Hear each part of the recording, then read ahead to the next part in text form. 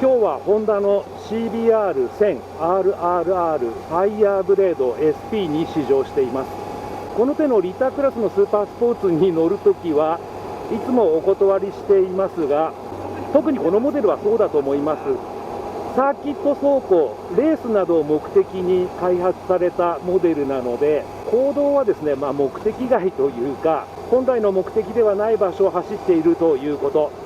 そして私にはその腕も度胸もないということで、今日はレビューではなく、この CBR1000RRR-SP を一般のライダーが公道で乗ったらどのように感じるかという、試乗実況的な感じでお送りしたいと思います。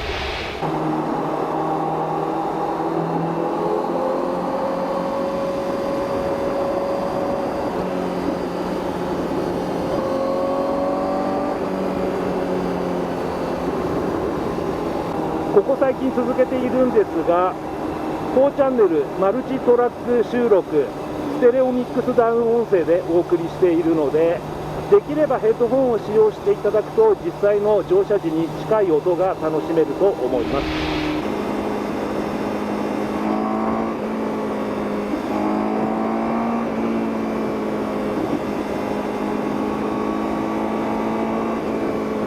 これ今2速ですが、1速でも高速道路の速度域を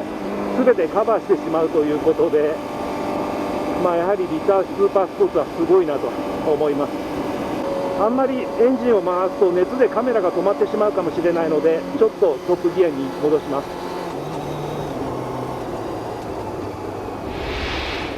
先ほどコメントしましたが、もう靴の周りがものすごく熱くなってきています。これだけハイパワーなエンジンの宿命、そして水冷エンジンの宿命でもありますが、カウルの隙間からものすごい熱が排気されているのが分かります。このモデルを例えば乗っていて街中の渋滞などに巻き込まれたら、もうちょっとそれは軽い地獄なのではないかというぐらいものすごく暑いです。私がこのエンジンに関してコメントするというのは本当に躊躇するところなんですが、当然のことながらパワーに関してはもう何の文句もないというか、パワーがありすぎですと言いたい感じです。このモデルは基本的に3種類の走行モードを搭載して、モード1、モード2、モード3と、モード1から始まって徐々におとなしくなっていくというか、条件の悪い場所を走るモードに切り替わっていくわけですが、今そのモード1で走っているんですが、このトップギアに入れたままであれば、高速道路もそれなりに走りやすいかなという印象ではあり、この辺りはやはり最新のエンジンで調教というんでしょうかね、その辺りが進んでいるんだなという感じがしますが、さっきやった通り、このように3速ぐらいまで落とすと、もうちょっと開けただけでも、映像からも分かると思いますが、ライダーの上半身がもうのけぞるぐらいというか、ちゃんと前傾姿勢のまま座っているんですが、その状態のまま後ろにずれていくような、強烈な加速が味わえます。5速で今ちょうど3000回転ぐらい、ここからスロットル上げてきます。はい、分かりましたかね。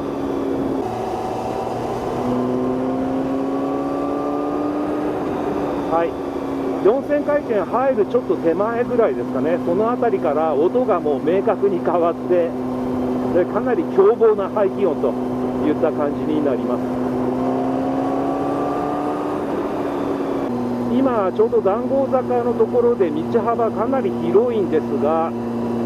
こういった音が拡散しがちな場所でもこんな音がします。今モード1なので、多分サーキットや条件のいい場所を走る、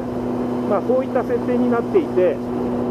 このモデル SP なので前後オーリンズの電子制御サスペンション、セミアクティブサスペンションを採用していますが、もっとハードかなと思ったんですが、さすがにこういった路面状況のいい高速道路だと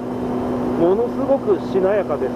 このモデルに関して言うと、もうそのしなやか、同じしなやかという表現を使ってもちょっと次元が違うなという感じがします。ちょうどこの談合坂のところはね、路面状況いいんですが、こういった場所を走っていると、このモード1、電子制御サスペンションも結構固めのチューニングになっているんだと思いますが、それでもものすごくこう滑らかに路面をトレースしながら前進する、加速するという感じ。その前後の足回り、タイヤがもうきっちりと路面をトレースしているので、前方の路面を自分の方に引き寄せているような、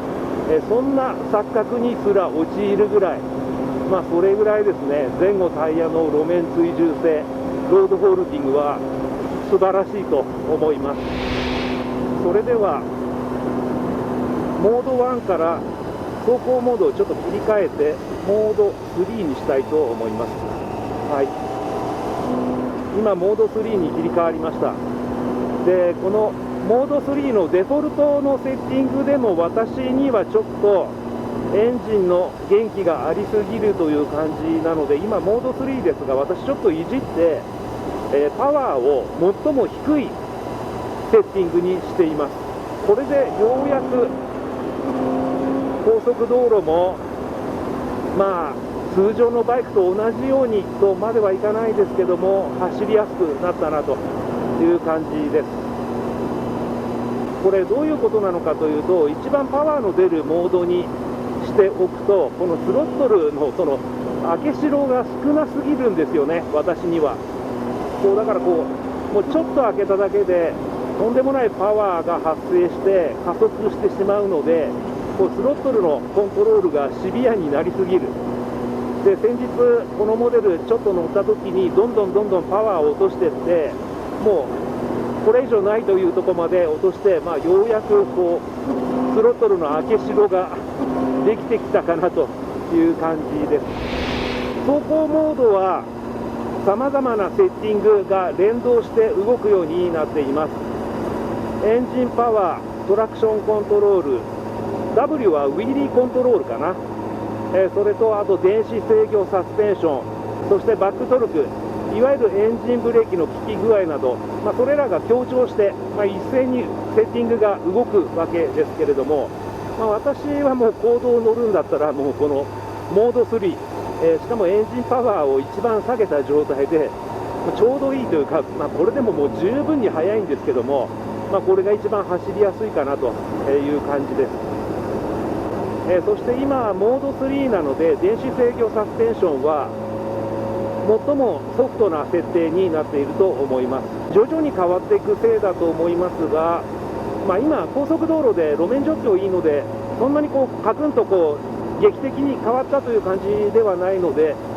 あまり明確に差は分からないかなという感じですが、今もこのように路面のつなぎ目を乗り越えた時など、やはり先ほどよりは少しソフトになっている、そんな感じがします。開け閉めするとそれに反応して、車体のピッチングが多少起こるわけですが、その動きも少し大きくなったような気がするので、やはり電子制御サスペンションかなり柔らかくなったんでしょうね。クイックシフターはそんなに軽くカチャカチャいくような感じではないですね。結構明確にこのシフトペダルを操作してやるという感じです。たださすがにクイックシフターなので、シフトアップ、シフトダウン両方ともものすごくスムーズ。私は身長179センチなので、比較的体格には恵まれている方だと思いますが、この私が今シートの前端部に着座してグリップを握っていても、ハンドルバーというかグリップはもう、遠くて低い、そして垂れ角もすごいついているなという感じで、ライディングポジションに関してはもう全くツーリングには向かないと、当たり前ですけど、ただこれがね悪いことかといえば、このバイクはそこを目的としていないので、ある意味割り切ったというか、本来の目的、サーキット走行やレースなどにもう完全に振り切った設計になっていて、これはこれで悪い印象は持たないです。それではこのおとなしいモード3でねずっと走っててもちょっと見ている方も満足しないかもしれないので、また一番元気のいいモード1に戻しました。そうですね、さっき4000回転超えてから音が変わると言いましたが、モード1に切り替えると音だけではなく、このエンジンのフィーリングもこの4000回転超えてからがかなり変わるんだなということが分かります。今4速で少し回し気味で走っているんですが、また足元が熱くなってきました。本当にカメラが止まるかもしれません。熱に関して言うと、どこが一番熱く感じるかというと、ヒールプレートのあたりと言えばいいんでしょうかね。そのあたりがものすごく熱くなってきているのが分かります。熱いなと思うのは先ほど言った部分だけで、意外とすねとか太ももとかそのあたりはそんなに熱く感じないですね。なので渋滞に巻き込まれるような環境でなければ、熱的には革のパンツなどを履かなくても乗ってられるかなという感じではあります。あとこのレーシーなウィンドスクリーンが搭載されていますが、これはもちろんウィンドプロテクションを目的としたものではなく、空気抵抗を減らすため、それがメインであると思いますが、こうして高速道路をツーリングペースで走っていると、ちょうどヘルメットの顎のあたりぐらいまでは走行風を跳ね上げてくれているようです。ただこれはね、ウィンドプロテクション性能が優れているというわけではなく、それだけライダーの前傾度が通常の走行においても深いということです。クイックシフターが搭載されているので、ほとんどクラッチは使っていませんが、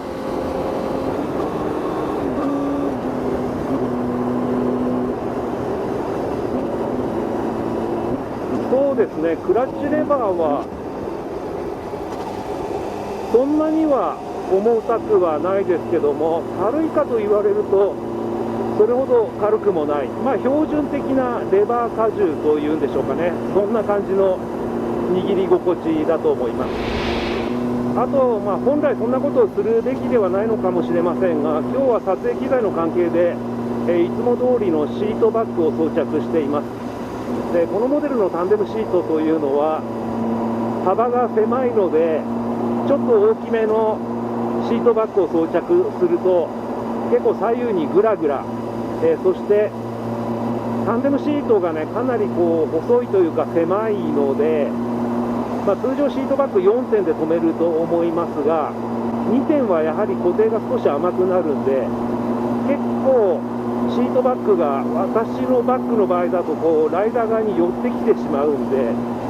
それがねちょっと背中に当たるかなという感じがします。ただこのモデルにとってはね、そんなことはどうでもいいと、評価軸にも入っていないということだと思います。あとこれはスーパースポーツあるあるだと思いますが、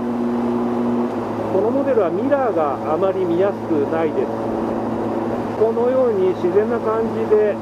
ライディングポジションをとっていると、バックミラーの面積で3分の1から半分ぐらいはもう自分の肘で隠れてしまっているので、後方を確認するときは少し肘を引っ込めるような動きが必要になります。自分の免許証を大切にするという意味でも、バックミラーはもうちょっと見やすい方がいいと思いますが、これもね致し方ないんでしょうね。あとライディングポジションに関して、特に上半身に関してはさっき言った通り、もうこのハンドルバーの低さ、そして垂れ角の大きさ、もう私の水準からするともうこれ以上は勘弁してくれという感じで、足元はどうなのかというと、これもまた結構すごいんですが、もうステップから真上に今は私つま先をねステップに置いてますけども、この状態のままステップの真上に足を持ち上げようとしてももう1センチぐらいしか上がらない、一生懸命やってももう1センチが限界ということで、もう膝はもうギンギンに曲がっているという感じ。あとやはりね、こういうモデルですからステップがかなり後ろの方にあるので、ライディングポジションはね、先ほども言った通り公道走行においては軽い地獄ですね。ただサーキットやね、レースでこのモデルを使うというライダーにとっては、おそらくこれぐらいじゃないとバランスしなくなってくるんじゃないかと思います。そしてまたこのライディングポジションがもう一般公道というか、この高速道路も含めての話ですが、こうやってね、普通に走れる道路の速度域と全然マッチしていないので、本当にちょっと難行苦行という感じです。ただやっぱりね、こういうこれもホンダを代表するスーパースポーツ、言わずもがなですが、たまにね、こういうバイクに乗ってみると、そのバイクの技術的な進歩も本当にすごいなと思います。